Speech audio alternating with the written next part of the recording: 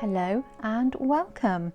Please take a seat, get cozy and enjoy another Halloween edition of A Cup of Terror with me, Stefanie Valentine.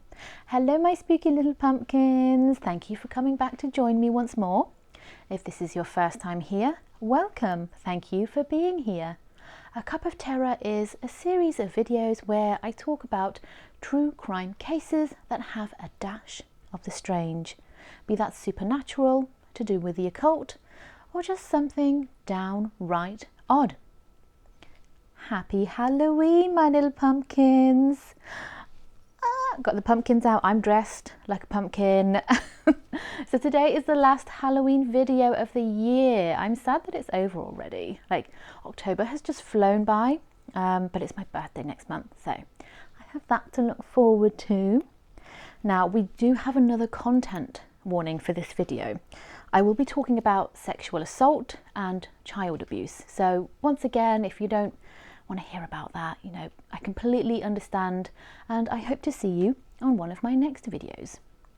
Now, I'm not sure about YouTube's tolerance for certain words. I've heard that sometimes they can censor videos, so I will avoid using the word that rhymes with grape, and I will refer to it as sexual assault. Today's case, oh my goodness, it's enraging. There are a lot of twists and turns to this story and a lot of negligence and misconduct. To say that I was angry while researching this case is an understatement. So let's get into it. In the morning of the 31st of October 1981 at the St. Francis Convent in Amarillo, Texas, Sister Angela Martinez went in to check on 76-year-old Sister Tadea Benz, her full name, around 7 a.m. Sister Tadea had missed morning chapel, and that was really unlike her. And it was also very unlike her to close her bedroom door, as she was hard of hearing and would leave the door ajar so she could hear the morning buzzer. Sister Angela walked into the bedroom and she was shocked to find the nun nude on her back on the floor with her arms outstretched by her side.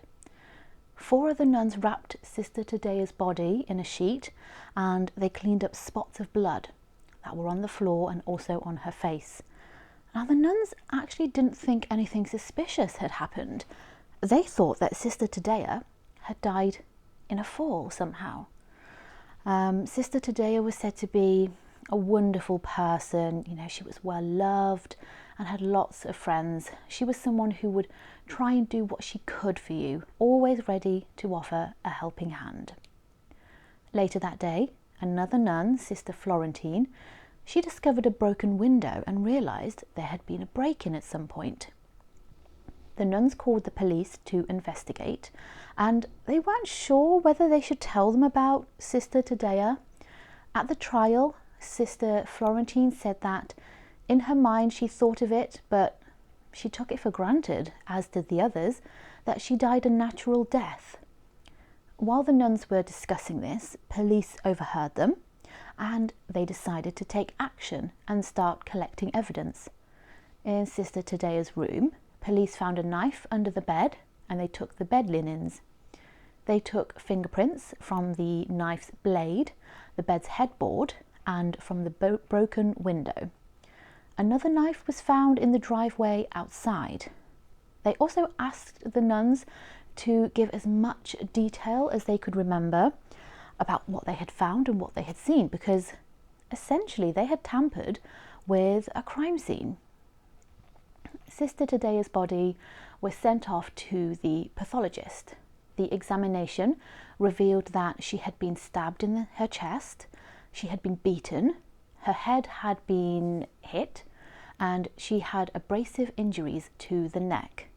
They also found signs that she had been sexually assaulted, and manual strangulation was ruled as the cause of death. Police initially arrested a man named Fernando Flores for the murder. The reason that police suspected him was because witnesses had seen a dark-skinned person outside the convent on the night of the murder. and they said that he looked Cuban, and Fernando was Cuban.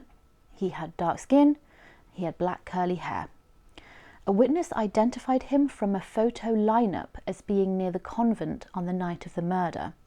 However, there were no matches to crime scene evidence and he was released. Police soon got another break. They spoke to a witness who claimed that they had seen the killer running from the direction of the convent. This person that they had seen lived across the street from St. Francis Convent. This witness, though, was actually a local clairvoyant called Bubbles, her real name Inez Patterson, and she'd had a vision in which she saw the killer. She claimed that it was a teenage male, 5'11" tall, slender, olive complexion with dark hair. He wore an afro-type wig and his face was half black and half white. I don't know if that means that he was mixed race or if he literally had his face painted half white and half black. By the way, do you know what I thought of when I first read that? These guys from Star Trek. Bubbles also saw in the vision that the killer lived in a small white framed house with dirty hardwood floors. The house was near the convent on the same street, so police for some reason believed this lady. Okay then. And they started looking into it. They came across a report that was made on the night of the murder. A patrol officer saw Johnny beating some bushes with a stick, and when he saw the officer, he ran into his house. The officer thought his behaviour was suspicious. So a few days later, police took in this Johnny person, Johnny Frank Garrett, and they took him in for questioning. He seemed to be the exact person the police were looking for. He matched the details that Bubbles gave. He lived at that house, he was 17, he was slim, and he had brown hair. Pubic hairs found at the scene were determined to have the same characteristics as Johnny's. Now, this I'm a bit about because dark curly pubes aren't exactly rare and so out of the ordinary that you could definitely pin it on him. You know what I mean? Like loads of people have dark curly pubic hair. I never thought I'd be talking about pubes on here.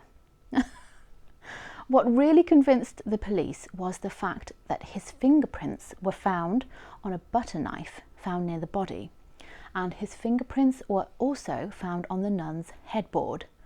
The steak knife found in the driveway to the convent matched steak knives found in Johnny's house, and his fingerprint had been found on a bent butter knife found near the body.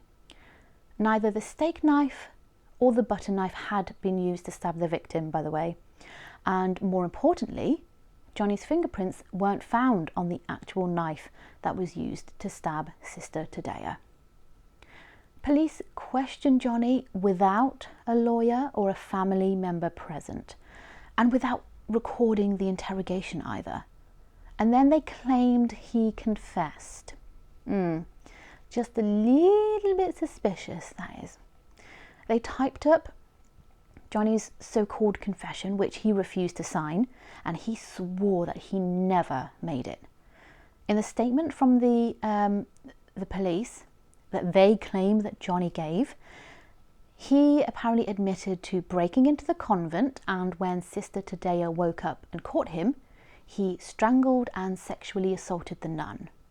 The strange thing with the statement, though, was that he never made any mention of stabbing Sister Tadea or using a knife, even though a knife was found at the crime scene and the autopsy clearly revealed that Sister Tadea had been stabbed. Johnny said that the reason his prints were at the convent was because he was always going over there and hanging out with the nuns. He even helped them move their furniture in, so it was very likely that his fingerprints were everywhere. The nuns corroborated this. They really liked Johnny, and they said that they often saw him at the convent. His family also provided an alibi for him, saying that he was home all night.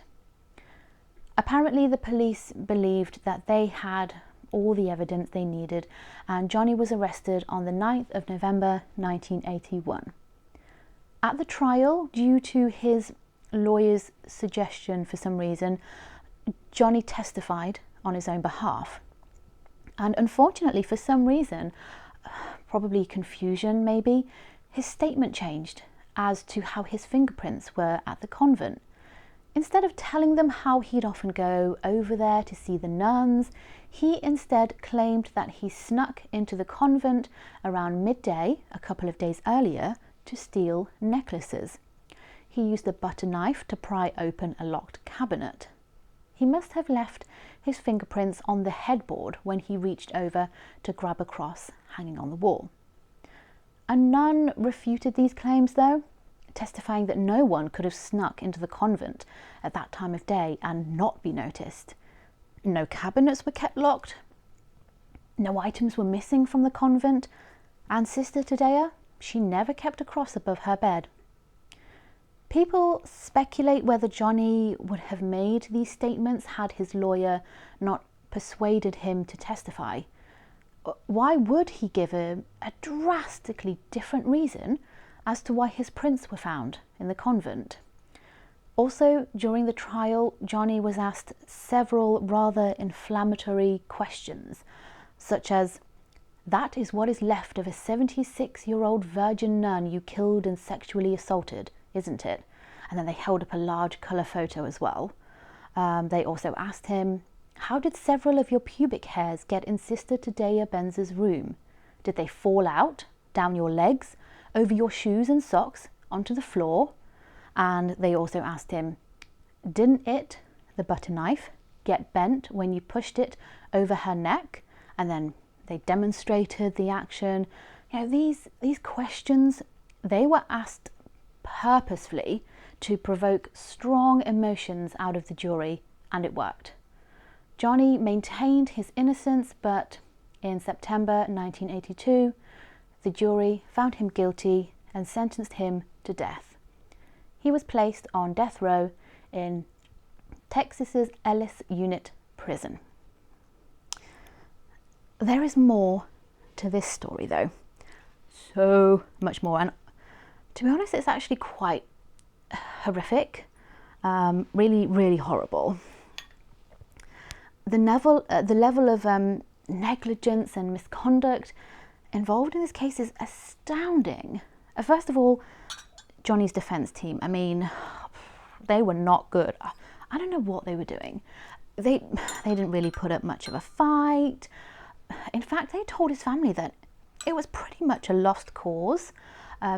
Johnny had already signed a confession, even though he refused to sign said confession, and therefore they weren't likely to win.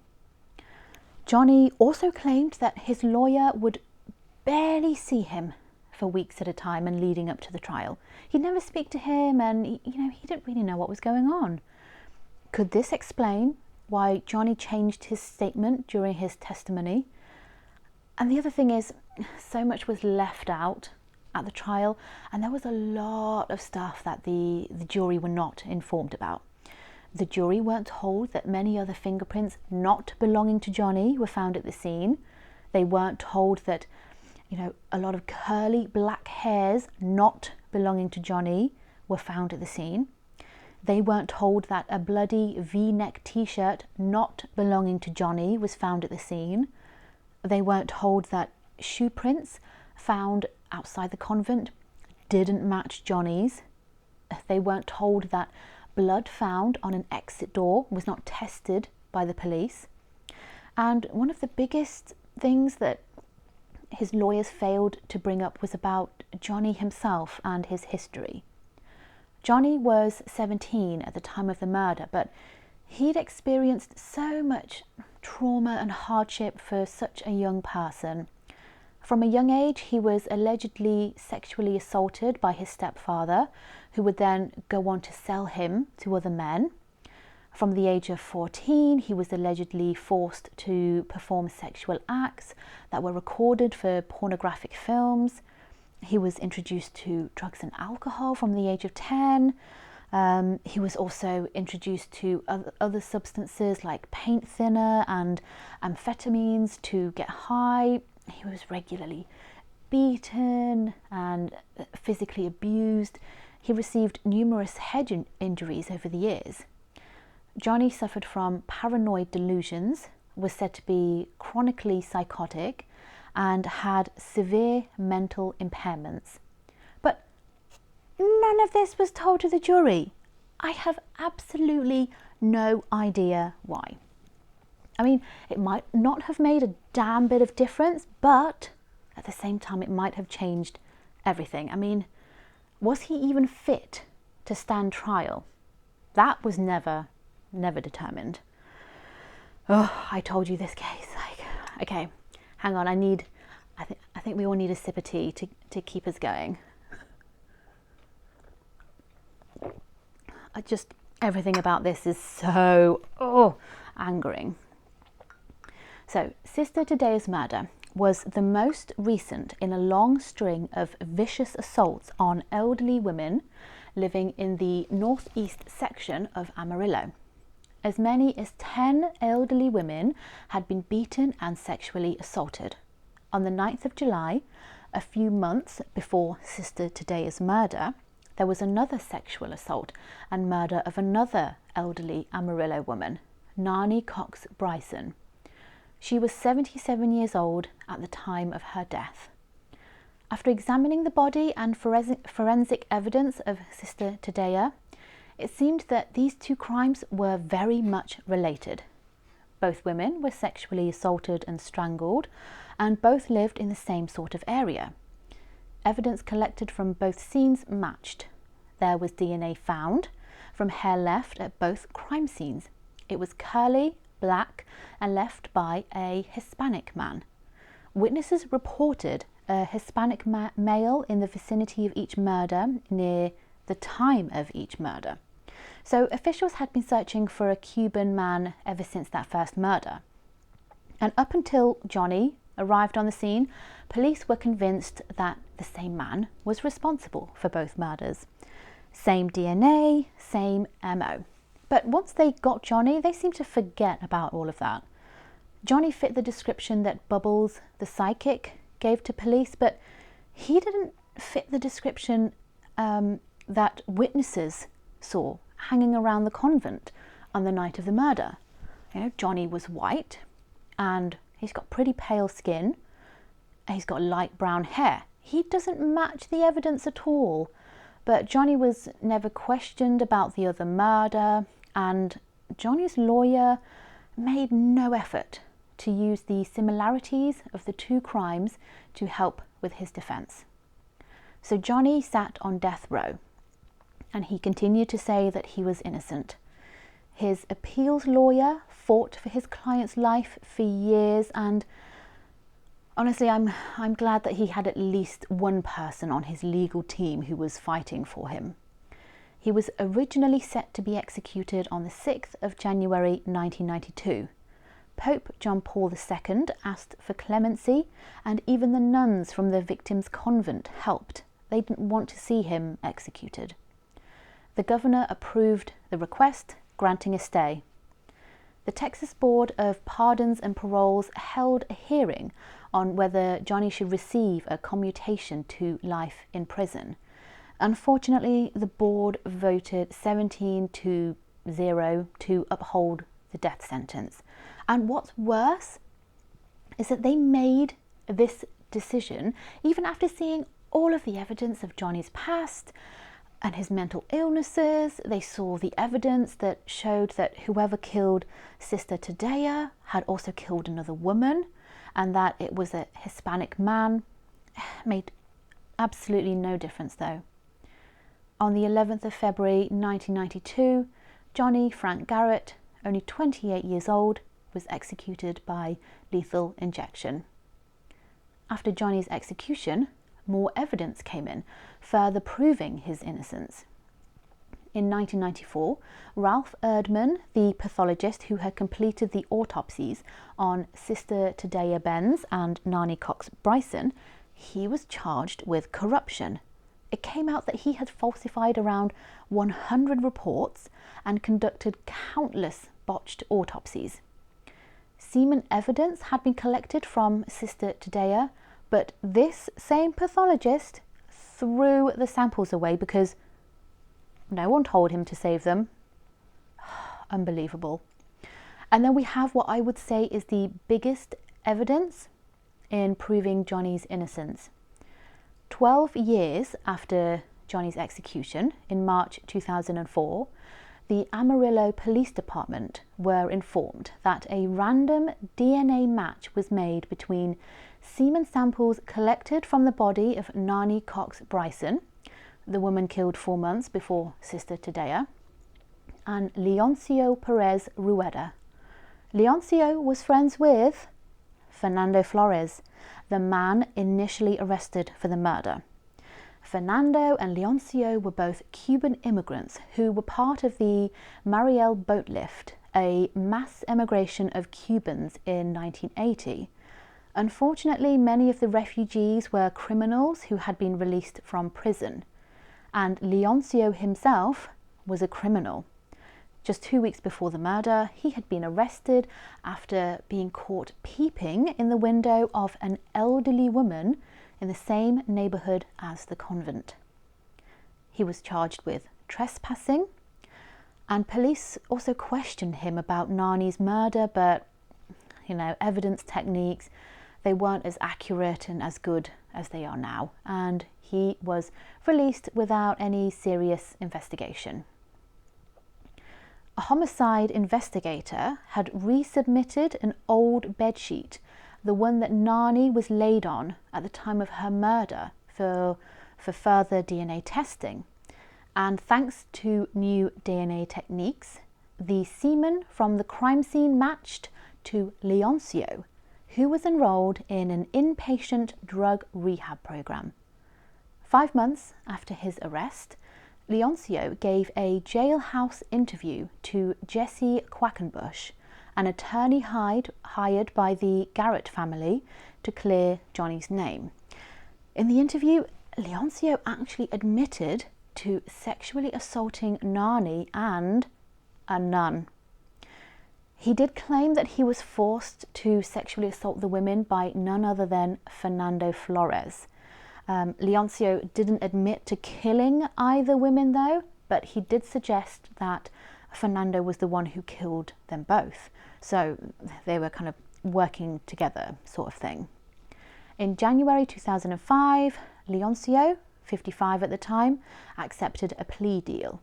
He confessed to killing Nani in exchange for the prosecutor's promise to not seek the death penalty. He was sentenced to 45 years in prison with the possibility of parole. I'm not quite sure why they went with a plea deal over the death penalty. Some people think that it's to avoid the embarrassment of him being linked with the nun's murder, because if the same man is involved in both murders, logically, that means that Johnny is innocent. But Leoncio did plead guilty, so I don't really understand plea deals. Like, it doesn't stop you from being charged with another murder, surely, unless it's in the deal. Anyway, to this day, Leoncio has never been charged with Sister Tadea's murder, and he probably won't ever be. No one ever will. If Leoncio were to be charged with Sister Tadea's death, well, they'd have to admit that they got it wrong. And that opens them up to all sorts of trouble. They'd basically be admitting that they killed an innocent man. They murdered an innocent man. And they don't want to do that. Texas will never come out and say that they put an innocent man to death. So sadly, it looks like Johnny's name will forever be linked to this heinous crime. And bubbles. I don't normally swear on here, but fucking bubbles. Oh, makes my blood boil. An afro type wig? Really? And this like weird half white, half black face, like. But did you know that Bubbles was friends with none other than Leoncio Perez Rueda? Yep. all those oddly specific details about Johnny make sense now. Clearly she was trying to deliberately steer police towards him. Did Bubbles, Leoncio and Fernando set Johnny up? And then, they were fortunate enough to have really incompetent fools working on the case and at the trial, which worked in their favour. In case you can't work out my opinion on this case, I think Johnny Frank Garrett is innocent.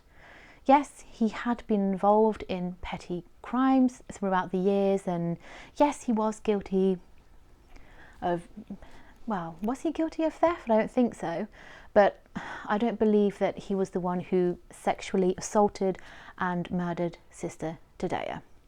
Honestly, my heart hurts for this man. The abuse that he faced when he was younger, and then being arrested and found guilty and sentenced to death when he was just 17. He spent a third of his life on death row. And then he had all of his mental disabilities as well. Even if he was guilty, which, by the way, I don't think he is, that's not right. That really isn't. And Johnny's short life was filled with so many unimaginable horrors. It's just really upsetting. And you may be able to guess my stance on capital punishment. I am against the death penalty.